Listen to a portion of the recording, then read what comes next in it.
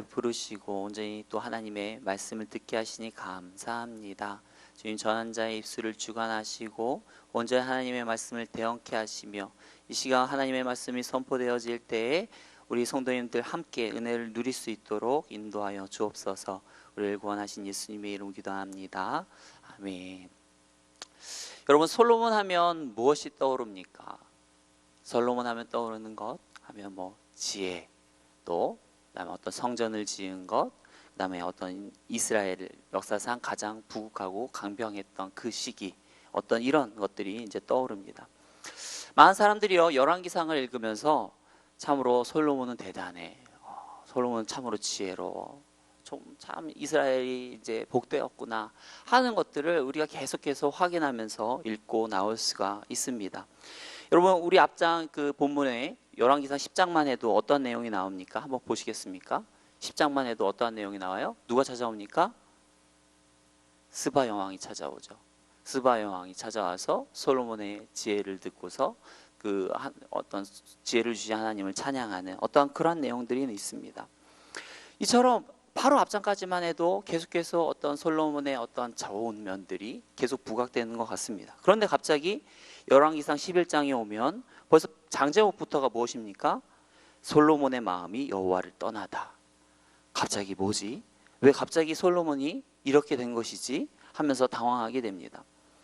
그런데 우리가 기억할 것은 어떤 일이든 갑자기 어떤 다리가 무너지는 것은 없다라는 것입니다. 다들 처음에는 이 정도쯤엔 괜찮을 거야 하는 그런 미세한 균열들이 이곳저곳에 조금씩 생기다가 그 균열들이 어때요? 자꾸만 충격과 무게가 가해지면 그 균열들이 점차 벌어지고 또 벌어져서 나중에는 결국 걷잡을 수 없이 벌어지다가 다리가 무너지는 것이죠. 이처럼 모든 것들이 어때요? 하루아침에 되어지는 것은 없습니다. 솔로몬도 마찬가지입니다. 이렇게 솔로몬이 추락한 것은 하루아침에 이루어진 것이 아니었습니다. 오늘 본문 1절 말씀부터 우리 같이 한번 살펴보죠. 솔로몬 왕이 바로의 딸 외에 이방의 많은 여인을 사랑하였으니 곧 모압과 암몬과 에돔과 시돈과 헷 여인이라. 우리가 앞서 말했듯이 솔로몬 왕이 이전까지 너무 잘하다가 갑자기 11장에 와서 이상해진 것이 아닙니다. 이러한 작은 균열은 이 솔로몬이 성전을 짓기 전, 그러니까 지혜를 받기 전인 이 열왕기상 3장부터 있었습니다. 열왕기상 3장 1절 말씀 같이 한번 읽어봅니다. 솔로몬이 애굽의 왕 바로와 더불어 혼인관계를 맺어 그의 딸을 맞이하고 다윗성에 데려다가 두고 자기의 왕궁과 여호와의 성전과 예루살렘 주위의 성의 공사가 끝나기를 기다리니라. 열왕기상 3장에 보면 어떤 내용이 나옵니까? 바로 애굽의 딸, 그 바로의 딸과 혼인 관계를 맺는, 즉 정략 결혼을 하는 장면이 나옵니다. 이때부터 눈에는 보이지 않지만 어때요? 미세한 균열이 시작했던 것입니다. 다만 이 사건은 어때요? 솔로몬이 하나님께 지혜를 받기 전이다가 보니까 솔로몬이 실수로 할 수 있겠지 하는 것이라 쳐도, 그런데 문제는요, 오늘 보면 1절에 보면 어떻습니까? 이 바로의 딸 외에도, 자, 한번 1절 우리 다시 한번 읽어보기 원합니다. 솔로몬 왕이 바로의 딸 외에 이방의 많은 여인을 사랑하였으니 곧 모압과 암몬과 에돔과 시돈과 헷 여인이라. 만약 솔로몬이요, 지금 이렇게 정략 결혼을 하는 것들이 만약 이스라엘의 부국 강병을 위해서 하는 것이라고 한다면 이스라엘보다 더 강대한 어떤 강성한 나라들과 해야 됩니다. 그러다 보니까 어떤 이 솔로몬이 애굽의 어떤 딸과 이게 결혼을 하는 것은 그러니까 어느 정도 봐줄 수 있습니다. 하지만 여기 보면 어때요? 모압, 암몬, 에돔, 시돈, 헷, 이러한 나라들은요, 굳이 이스라엘이요 허리를 굽혀가면서까지 정략 결혼을 할 필요가 없는 나라들입니다. 이러한 나라들은요 이미 다윗과 솔로몬 시대에요 이미 벌써 이스라엘의 속국이었던 나라예요. 이스라엘에게 오히려 조공을 바치면서 지내왔던 나라들입니다. 그런데 이러한 나라들과 솔로몬이 그들의 여인들과 어떤 그들의 여인을 사랑하지도 않는데 나라를 위해서 어쩔 수 없이 이들과 결혼을 해야 된다? 그럴 만한 상대가 아니라는 것이죠. 왜요? 다들 너무나 이스라엘보다 약한 나라고 이스라엘과 어떤 전혀 상대할 만한 가치가 없는 나라들이었기 때문이죠. 여러분, 솔로몬이 이렇게 어떤 이러한 나라의 여인들과 굳이 정력 결혼을 할 필요가 없음에도 불구하고 솔로몬이 모압과 암몬, 에돔, 시돈 그리고 헷 여인과 결혼을 한 이유가 무엇이겠습니까? 오늘 보면 1절에 보면 그 이유를 뭐라고 말하고 있습니까? 뭐라고 말하고 있어요? 이방의 많은 여인을 사랑했다. 이것이 나라를 위한 것이 아니었어요. 솔로몬 자신을 위한 것이었죠. 이방의 많은 여인을 사랑했다. 그러니까 솔로몬이요, 이 여인들을 보면서 어떤 생각이 드는 거예요? 와, 너무 이쁘다. 진짜 너무 신비롭다. 와, 너무 아름답다. 하는 이러한 마음에 사로잡혀서 결혼을 한 것이라는 겁니다. 우리가 중동 지역 여인들 한번 생각해 보시기 바랍니다. 눈동자가 크고 까무잡잡한 어떤 그런 중동 지역의 여인들을 떠올려 보세요. 우리가 그 중동 지역의 여인들 보면 그 지역에 보면 무수한 나라들이 있지만 우리가 볼 때는 다 비슷비슷하게 생겼어요. 맞죠? 비슷비슷하게 생겼습니다. 별 차이를 못 느낍니다. 이것은 우리도 마찬가지겠죠. 외국인들이 어떤 한국, 중국, 일본 이러한 나라들을 볼 때 어떤 마음이 들겠어요? 다 비슷하게 생겼다. 분간이 잘 안 된다. 이러할지 모르지만 우리는 어때요? 딱 보면 아, 저 사람 일본 사람이네. 분간되잖아요. 왠지 이렇게 좀 눈이 째지고 좀 키 작고 이러면 일본 사람 같고 하잖아요. 그런 것처럼 남들은 외국 사람들이 보기에는 어떤 그 중동 지역의 이런 것들은 분간을 못하지, 이런 아시아 사람들의 어떤 이런 나라들의 차이를 분간을 못하지만 우리는요 그 미세한 차이를 다 분간할 수 있습니다. 아, 저 사람은 중국 사람이고 이 사람은 한국 사람이고 또 이 사람은 일본 사람이지. 또 보면 또 이 나라들이요 외모는 또 비슷해도 어때요? 문화가 또 틀리죠. 오늘날 보면 한국 젊은 남자들이요 그 일본 여인들한테 굉장히 인기가 많습니다. 왜 그럴까요? 물론 한류 영풍도 있겠지만 그 이유 중에 하나는 한국 남자가 매너가 너무 좋다는 거예요. 오늘날 이 한국 남자들이 기본적으로 다들 매너가 기본적으로 다 탑재가 돼 있습니다. 그래갖고 어떤 뭐 그냥 이렇게 여성의 어떤 뭐 핸드백을 들어준다거나 어떤 이렇게 뭐 조금씩 배려를 해준다거나 하는 것들이요 일본 여성이 보기에는 이런 것들이 획기적인 거예요. 아, 일본 남자들은 이렇게 안 하는데 한국 남자들은 너무나 이런 것들을 잘하는 것이죠. 너무나도 누가 보기에도. 그러다 보니까 어때요? 매번 이 일본 여성들은 볼 때 그런 것들을 받을 때마다 아리가또 아리가또 하면서 좋아할 수밖에 없는 것이죠. 이처럼 어때요? 보면 각 나라들마다 이 한국 남자로서는 어때요? 이 한국 여자에게 해줘봤자 한국 여자에게 해봤자 아이 너가 그거 갖고 나를 꼬실 수 있을 것 같아? 나를 꼬시려면 너 나한테 더 잘해야지. 그거 갖고는 안 돼. 이러는데 일본 여자들한테 좀만 잘해주면 뭐 아리가또 아리가또 하니까 한국 남자 입장에서는 일본 여자가 말만 통한다고 하면 괜찮을 수도 있겠죠. 맞죠?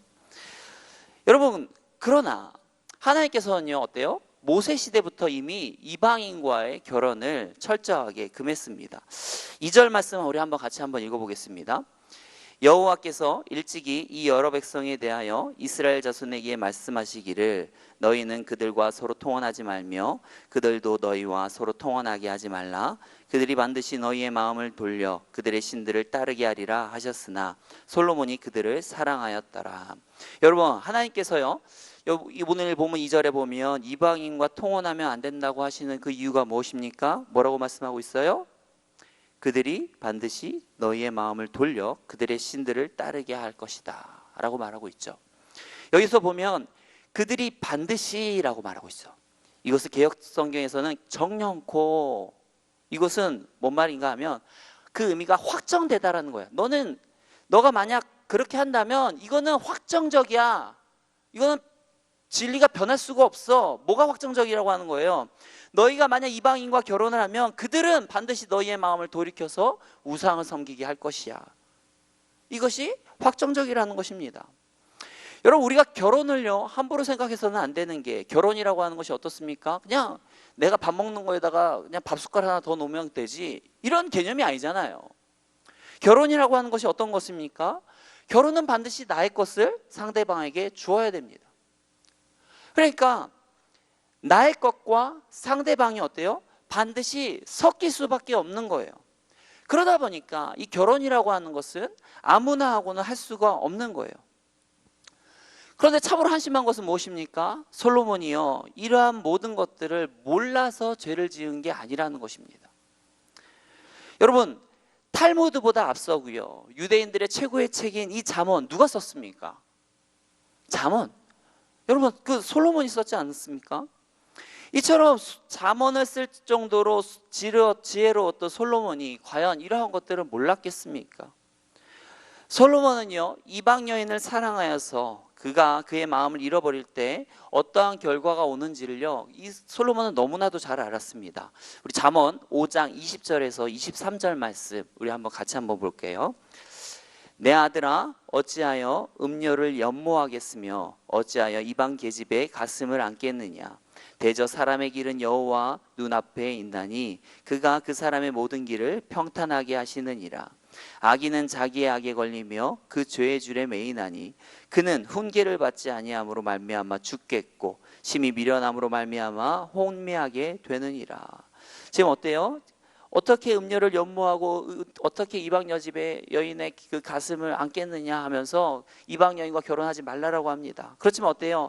악인은 그 죄의 줄에 걸려 넘어진다는 거예요. 그러면서 이 훈계를 받지 않음으로 말미암아 어떻게 돼요? 죽고요.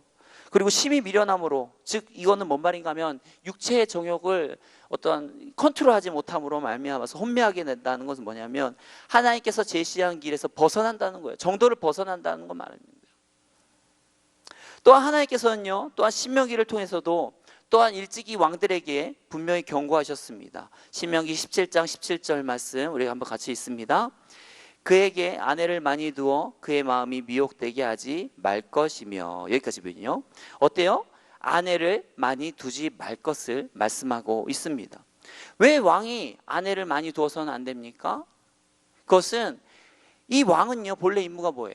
하나님과 백성들을 섬겨야 되는 거예요. 그런데 어때요? 이 아내가 너무나도 많으면 이 아내에게 마음이 빼앗겨서 하나님과 백성을 제대로 온전히 섬길 수가 없기 때문에 이 왕은 어떻게 해요? 하나님께서 분명히 말씀하시길 아내를 많이 데리고 삼지 말라고 말씀을 하고 있는 겁니다. 그런데 어때요? 이런 것을 솔로몬은 너무나도 잘 알았습니다. 너무나도 지혜로운 왕이니까 이러한 것들을 너무나도 잘 알았죠. 하지만 어때요? 이론적으로 이러한 것들을 아는 것과 그것들을 살아내는 것은 다른 문제인 거예요. 요즘 어떻습니까? 다들 똑똑해가지고요, 다이어트 해갖고 라면은 몇 칼로리, 밥은 몇 칼로리, 짜장면은 몇 칼로리, 탕수육은 몇 칼로리, 너무나도 잘하는 사람들이 많아요. 그런데 이러한 것들을 안다고 해서 다이어트가 됩니까? 안 되죠.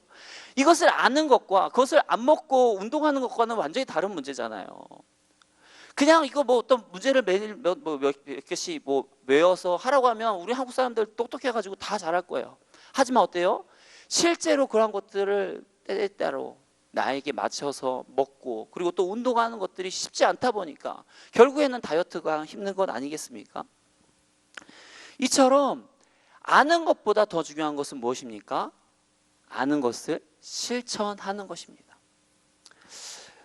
우리 여름에 되면요, 우리 중고등부에서는 제자훈련이라는 것을 합니다. 이 제자훈련을 통해서 무엇을 하는가 하면 매일 말씀 읽기, 매일 한 10분 기도하기, 매일 큐티하기, 성경 암송하기, 기독교 서적 한 2권 정도 읽기, 그리고 제자훈련 교재를 같이 풀면서요, 또한 여러 같은 어떤 삶을 나누고 또한 교제를 하며 나아갑니다.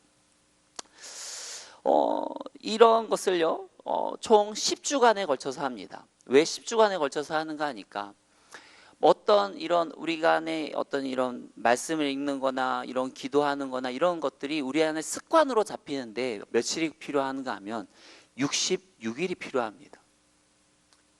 어떤 내게 습관이 안 되었던 것들이 습관이 되어지는 데는 66일이 필요하기 때문에 이런 것들을 한 10주의 과정을 통해서 어떤 이러한 것들이 어떤 신앙의 좋은 습관들이 그들 안에 이렇게 사로잡힐 수 있도록 이렇게 훈련을 함께 하는 것이죠.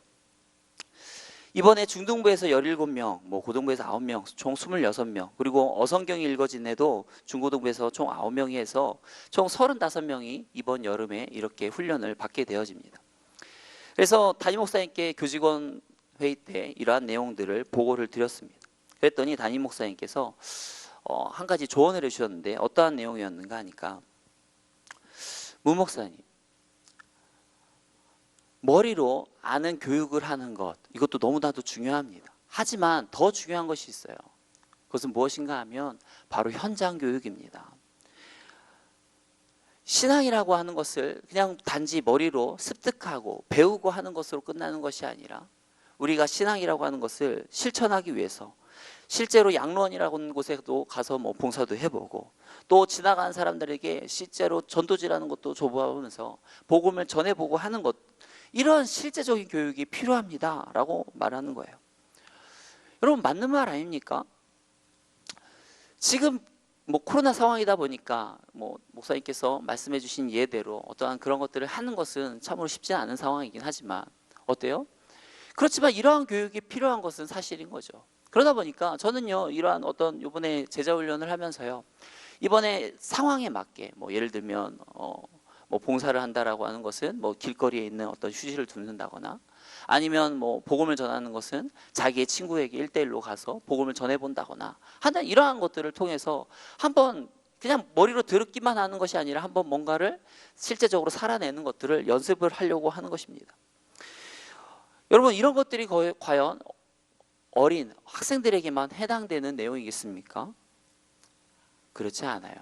우리가 이렇게 예배에 와서 많은 말씀을 듣고 은혜를 받는 것 중요합니다. 하지만 그보다 더 중요한 건 뭘까요?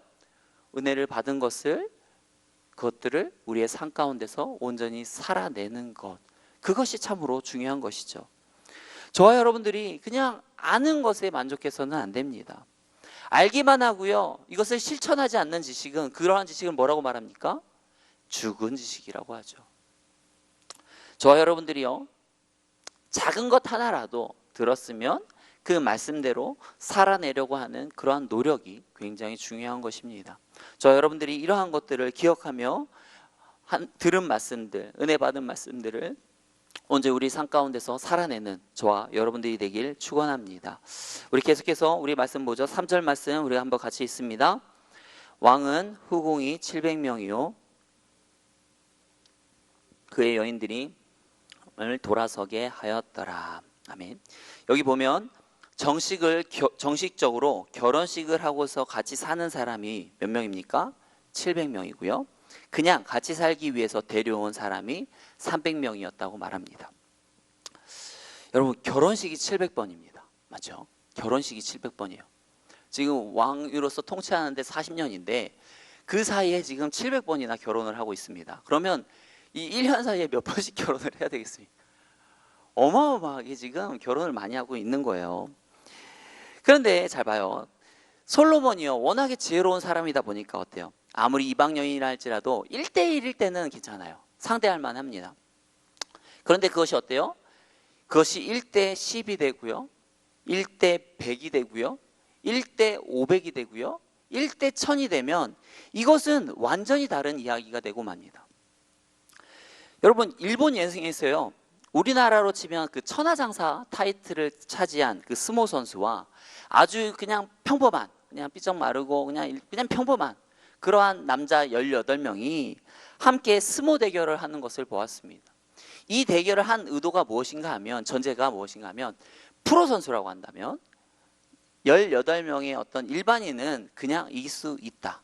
프로는 18명의 일반인을 이길 수 있다는 것이 전제 조건이었어요. 그래서 이 경기를 하기 전에 이 스모 선수에게 물어보니까, 이 사람은 워낙에 대단한 사람 아닙니까? 천하장사 타이틀도 차지하고, 그러다 보니까 내가요, 왠지 할 수 있을 것 같아요. 충분히 할 것 같습니다 라고 그렇게 했어요. 그런데 막상 경기를 딱 붙었더니요, 갑자기 18명이 막 달려드니까 그냥 어중저중 하다가 그냥 이렇게 뒤로 밀려 나가더라고요. 그리고 다시 한번 이제 신기일전에서 막 해갖고 이제 준비해서 막 했는데요, 그런데도 이 18명이 밀기 시작하니까 한번 제대로 힘 한번 써보지도 못하고 링 밖으로 나가더라고요. 여러분, 이처럼 1대 18만 돼도요, 어때요?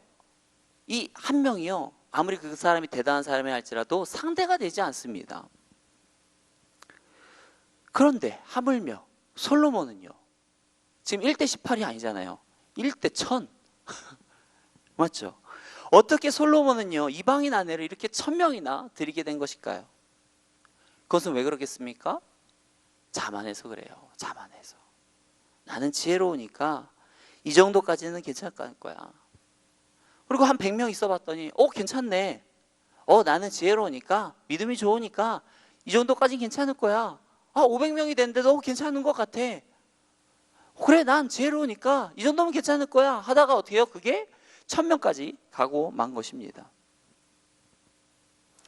즉 무엇이 이 솔로몬을 이렇게 망하게 만든 것입니까? 스스로 나는 할 수 있다라고 하는 그 교만. 그 교만이요 이 솔로몬을, 이 지혜롭고 믿음이 좋았던 이 솔로몬을 이렇게 추락하게 만든 것입니다. 여러분, 인간은요 그렇게 믿을 만한 존재가 못 됩니다. 예수님께서도 뭐라고 말씀하십니까? 너희가 죄의 자리에 머물면 죄의 노예가 된다고 하시면서 결코 죄의 자리에 오래 머물지 말라라고 말씀하십니다. 사도 바울도요 한 걸음 더 나아가서 뭐라고 말하냐면 너희가 죄의 자리에 머물면 마귀에게 사로잡힐 것이다 라고 말합니다. 즉 어떻습니까?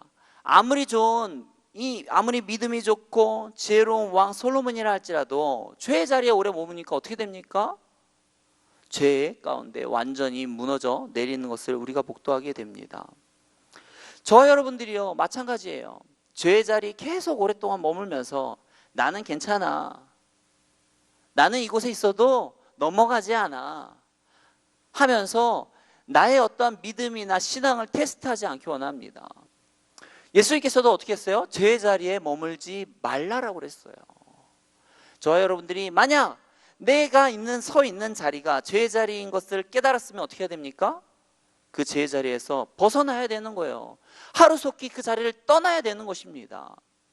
저와 여러분들이 이러한 하나님 말씀의 원리를 깨닫고 죄의 자리에서 나의 신앙을 테스트하려고 하는 것이 아니라 죄의 자리인 줄 깨달았으면 그 죄의 자리에서 하루속히 벗어나시는 저와 여러분들이 되길 축원합니다.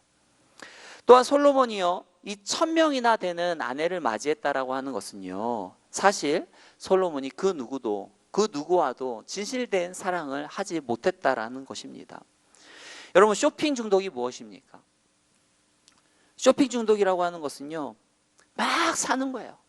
막 사요. 그러다 보니까 어때요? 집에 많이 택배가 오죠. 막 쌓여는 가는데 그 오는 택배들 뜯어보지도 않습니다. 그리고 어떻게 해요? 또 사요. 또 사고 또 사고 또 사는 게 쇼핑 중독 아닙니까? 왜 이 사람은요 택배가 와도 뜯어보지도 않을 것을 왜 그렇게 사는데 열정적으로 하고 있는 것입니까? 이 사람은요 그냥 이 사는 것 자체가 좋은 거예요. 즉 이 홈쇼핑을 보다가 막 쇼호스트가 말하죠. 이거 있어야 됩니다. 꼭 사가야 됩니다 라고 말하면 거기에 현혹돼 가지고 저거를 사면 내가 더 뭔가 행복하겠지, 내가 저거를 얻으면 내가 저것을 얻음으로써 내가 뭔가 더 나은 삶을 살 수 있겠지 라는 이러한 희망과 착각에 사로잡히는 거예요. 그런데 막상 그 물건이 오고 그것을 뜯었을 때 어떤 일이 일어납니까? 내 삶 가운데 나의 안에 있는 그런 공고함이 채워지지가 않는 거예요. 뭔가 나의 삶이 뭔가 드라마틱하게 바뀔 거라고 생각을 했는데 그렇게 드라마틱하게 바뀌어지고 그런 것들이 없는 거예요. 그러다 보니까 어때요? 그저 그냥 그런 상상을 하는 것, 그냥 희망만을 가지고 그렇게 쇼핑하는 것에만 즐거움을 느끼는 것이죠. 솔로몬도 마찬가지였어요. 솔로몬도 새로운 여인들과 결혼할 때마다 어떨까요? 내가 이전까지는 이 여인들과는 참 뭐가 잘 안 맞았어. 근데 이 여인 보니까 이 여인이랑 결혼하면 뭔가 다를 것 같아. 이 여인은 분명히 나의 어떤 이 안에 있는 공고한 마음, 허전한 마음, 더 사랑받고 싶은 마음들을 이 여인은 나를 채워줄 수 있어 하는 기대를 가지고 또 결혼을 합니다. 근데 어떻게 해요? 결혼을 하고 또 막상 만나보지만 결국 자신의 어떠한 그러한 기대나 그런 것들은 채워지지가 않는 거죠. 이처럼 어때요? 솔로몬은 이 여인은 나의 것을, 나의 허망한 마음을 채울 수 있을 거야 하는 그 기대를 가지고 수많은 이 1000명이나 되는 여인들과 결혼을 했을 것입니다. 하지만 현실은 어떻습니까? 전도서의 표현대로 어때요? 헛되고 헛되며 헛되고 헛되니 모든 것이 헛되도다 하는 것처럼 정말 그 모든 부지한 어떤 노력들이 다 헛되고 헛된 것들이었죠. 즉 솔로몬이 1000명이나 되는 수없이 다른 형태의 어떤 다른 성격의 다른 외모의 어떤 다른 국가의 그러한 여인들과 만난다 할지라도 어떻습니까? 솔로몬 안에 있는 그러한 공고한 마음은 그 누구도 채워줄 수 없었다라는 것이죠. 여러분, 우리 안에 있는 공고한 마음이 있습니까? 여러분, 우리 안에 있는 공고한 마음은 누구를 통해서만 채울 수 있습니까? 맞아요. 오직 예수 그리스도를 통해서만 우리의 공고한 마음이 채워질 수 있는 거예요. 어떤 우리의 공고 안에 있는 공고한 마음은 어떤 쇼핑을 통해서 채워질 수 있는 것이 아니고 어떠한 멋진 이성을 통해서 채워지는 것이 아닙니다. 오직 예수 그리스도를 통해서만 채워질 수 있는 것이죠. 저와 여러분들이 이러한 사실들을 온전히 깨닫고 허망한데 부질없는데 시간 보내면 에너지 쏟는 그러한 부질없는 짓을 하지 않기를 축원합니다. 그런데 중요한 것은 무엇입니까? 솔로몬이 이처럼 자신의 공고함을 채우기 위해서 결혼한 이러한 여인들이 솔로몬의 마음을 돌이켜서 결국에는 우상 숭배하는 것으로 유도했다라는 것입니다. 우리 4절 말씀 같이 한번 읽어봅니다. 솔로몬의 나이가 많을 때에 그의 여인들이 그의 마음을 돌려 다른 신들을 따르게 하였으므로 왕의 마음이 그의 아버지 다윗의 마음과 같지 아니하여 그의 하나님 여호와 앞에 온전하지 못하였으니. 여러분, 솔로몬의 배교행위는 언제 일어났습니까? 솔로몬의 나이가 많을 때. 이 나이가 많을 때라고 하는 것은 솔로몬의 나이가 60세 이상을 말하는 겁니다. 즉 그의 통치 말년에 본격적으로 시작되었습니다. 솔로몬도요, 처음부터 이렇게 어떤 하나님을 배교하고 하나님과 반대적으로 나아가지는 않았었습니다. 또한 솔로몬도 어때요? 이방 여인들로 인해서 자신이 이렇게 추락하게 될 것이라고는 상상도 하지 못했을 것입니다. 그렇지만 어때요? 오늘 본문에도 보면 4절에도 어때요? 그의 여인들이 그의 마음을 돌려. 이러한 내용이 지금 계속 반복이 됩니다. 이건 뭔 말이에요? 이러한 어떤 솔로몬의 마음이 변하고 어떤 그들의 생각이나 어떤 이러한 신앙이 추락하는 것들이 어떻게 해요? 아주 조금씩 미세하게 서서히 이루어졌다는 것을 알 수가 있습니다. 솔로몬이요, 계속되는 이 아내들의 요구에 조금씩 마음이 해이해지고 타협하면서 결국 어떻게 됩니까? 5절 말씀 같이 한번 읽어봅니다. 이는 시돈 사람의 여신 아스다롯을 따르고 암몬 사람의 가증한 밀곰을 따릅니다. 결국 어때요? 거리낌 없이 우상 숭배를 합니다. 그런데 여러분, 솔로몬이 섬긴 이 암몬 사람의 가증한 밀곰, 이게 누구입니까? 이 밀곰이 누구예요? 우리가 아는 신이에요. 이름이 다릅니다. 우리가 아는 이름과는 좀 다르게 나왔어요. 뭡니까? 몰렉이에요. 몰렉. 몰렉이 누구입니까? 나의 사랑하는 아이를 이방신에게 바치는 거예요. 이 몰렉 신은요, 이렇게 앉아서요, 나 이렇게 손을 이렇게 딱 뻗치고 있습니다. 그리고 마치 너의 아기를 나에게 줘라 하고 있는 거예요. 그것처럼 이렇게 하고 딱 하고 있어요. 그러면 여기에서 이제 불을 막 때웁니다. 그러면 이 두 손이 어떨까요? 완전 시뻘개지겠죠. 그러면 그곳에 이 아기를요, 제대로 아장아장 이제 걷는 그런 아이를 거기다 놓습니다. 어떤 일이 일어날까요? 아기가 이제 화상 입고 되어서 막 소리치겠죠. 그러면 그거를 듣고 부모가 정신을 잃으면 안 되니까 어때요? 그거 들으면 안 되니까 북을 어마어마하게 치는 거예요. 아무 소리도 안 들리게. 그러면서 딱 들이면 어떻게 해요? 환호하고 막 즐거워하는 어떠한 그런 게 이 몰렉신이에요. 하나님께서 가장 가증히 여기고 하나님께서 제일 싫어했던 그 이방신이 바로 이 몰렉신이었는데, 솔로몬이 지금 어떻습니까? 그 몰렉신조차도 지금 믿고 따르는 모습을 보게 됩니다. 또 솔로몬이 7절에 보면 어떤 일을 하고 있습니까? 7절 말씀 같이 읽어보죠. 모압에 가증한 그모스를 위하여 예루살렘 앞 산에 산당을 지었고 또 암몬 자손에 가증한 몰록을 위하여 그와 같이 하였으며. 지금 어떤 일을 하고 있습니까? 솔로몬이 지금 국고를 털어서요, 이 곳곳에, 이스라엘 곳곳에다가 지금 이방 신당을 세우는 일을 서슴지 않고 있습니다. 그런데 이런 이방 신당을 세우는 일을 자신이 어떤 특별히 애정하는 어떤 그러한 아내들만을 위해서 해주는 것이 아닙니다. 8절 말씀 우리 한번 같이 읽어보죠. 그가 또 그의 이방 여인들을 위하여 다 그와 같이 한지라. 그들이 자기의 신들에게 분향하며 제상하였더라. 굳이 이런 데서는 공평하지 않아도 되는데 어때요? 다 공평하게 다 하나씩 다 줘줘요. 그들의 마음들 뜻대로 그들의 신들을. 그러니까 뭐 몇 개를 지었다는 거예요. 그냥 우리가 그냥 대충 계산을 해봐도 어때요? 그냥 1000명이니까 한 사람당 한 개씩 지어주면 그게 몇 개예요? 1000개 아닙니까? 솔로몬이요, 성전을 짓는 너무나도 멋진 일도 했지만 어떤 일도 했어요? 우상들을 섬기는 그러한 산당을 1000개나 만들었던 게 이 솔로몬이 한 짓입니다. 이 솔로몬으로 인해서 이스라엘이 타락하고 우상을 섬기는데 가장 기여한 사람이 바로 이 솔로몬이었던 것이죠. 여러분, 하나님의 특별한 축복과 또한 지혜의 은사를 받았던 솔로몬이 왜 이러한 모습으로까지 추락한 것입니까? 결국 자신이 가지고 있는 어떤 성공, 남들이 와 지혜롭다, 와 대단하다 하는 이런 어떤 성공에 자기가 그냥 취해가지고 하나님의 말씀을 소홀히 여김으로써 지금 결국 이 죄의 덫에 걸려서 넘어지는 것을 보게 되어집니다. 이처럼 아무리 지혜롭고 믿음이 있는 사람이라 할지라도 자신의 성공에 취해서 걸려 넘어질 때 어떻습니까?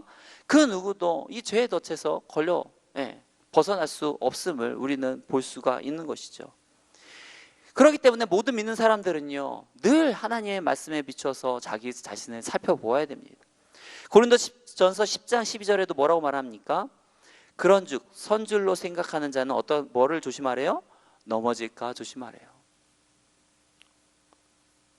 내가 잘 나가고 있다고 해서, 내가 지금 믿음이 좋다고 해서 그냥 교만함으로 그렇게 살아가지 말라고 하는 겁니다. 항상 겸손함으로써 어떻게 해요? 하나님의 은혜를 구하면서 나아가라고 말씀을 하고 있는 것이죠. 저와 여러분들이 이처럼 온전히 겸손하여서 하나님을 온전히 믿고 따르고 의지하고 나아가는 저와 여러분들이 되기를 축원합니다. 이제 우리 마지막으로 한 가지만 더 나누기 원합니다. 여러분, 솔로몬이 하나님께 가장 잘못한 것은 무엇이었을까요? 솔로몬이 잘못한 건 많죠. 왕이 하지 말아야 되는 3대 덕목이 있었죠. 은금 많이 가지지 말라고 했는데 다 가졌죠. 말 많이 가지지 말라고 했는데 말 많이 가졌죠. 아내 많이 소유하지 말라고 했는데 아내 많이 소유했죠. 우상 섬기지 말라고 했는데 우상 소유했죠. 산당 짓지 말라고 했는데 산당 짓죠. 무수히 많은 죄들을 졌죠. 그러나 그럼에도 불구하고 이 솔로몬이 지은 죄가 이것보다 더 큰 죄가 있어요. 뭐가 있겠습니까? 여러분, 4절 하반절 말씀 보기 원합니다. 4절 하반절에 보면 왕의 마음이 그 붙인 다윗의 마음과 같지 아니하여 그 하나님 여호와 앞에서 온전치 못하였으니. 뭐라고 말합니까? 지금 솔로몬이 그의 붙인 다윗과 같지 않다. 그러면서 뭐라고 해요? 하나님 앞에 온전치 못하다. 여러분, 하나님이 지금 솔로몬을 보시기에 온전치 못하다라고 말합니다. 지금 이 말이 뭔 말이겠습니까? 여러분, 사람이요, 어떻게 죄를 안 짓겠습니까? 사람은 다 연약하지 않습니까? 다 연약하다 보니까 사람은 누구나 죄를 질 수 있어요. 그러면 죄를 지었으면 어떻게 해야 됩니까? 특히나 어때요? 지금 이 11절에서 13절에 보면 하나님께서 나타나셔서 경고하지 않습니까? 너 때문에, 너가 그 지은 죄로 인해서 이스라엘이라고 하는 나라가 두 나라로 나눠질 것이다. 그리고 그 나라의 한쪽 나라는 어떻게 해요? 너가 가장 믿고 따르는 신복하는 그 신복 중에 하나가 그 나라를 차지할 것이다 말하지 않습니까? 그런데 이 일이 언제예요? 그래도 다윗을 모아서 너 때 일어나지 않고 네 후손 때 일어나게 해주겠다. 지금 경고하고 있지 않습니까? 그러면 이 경고를 받았으면 어떻게 돼요? 다윗이었으면 어떻게 했겠습니까? 통회하고 자복하고 회개하면서 나아가죠.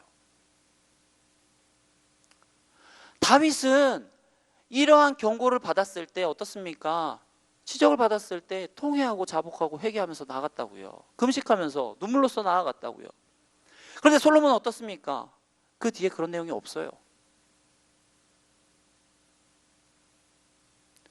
하나님께 경고를 받지만 이렇게 하나님 앞에 눈물로써 통회하고 자복함으로 나아가지 않았다라는 것입니다.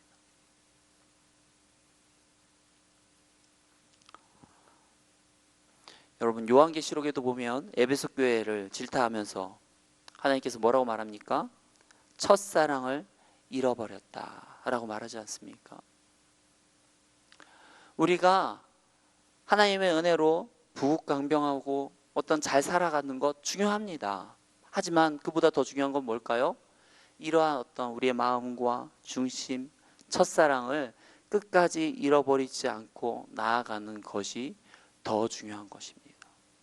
저와 여러분들이 이 땅 가운데서 하나님의 축복이 임한다 할지라도 그것으로 인해서 스스로 높아지고 교만하고 자만하여서 하나님께서 주신 축복들로 인해서 오히려 넘어지고 죄 수렁에 빠지는 그런 어리석은 일을 범치 않기를 원합니다.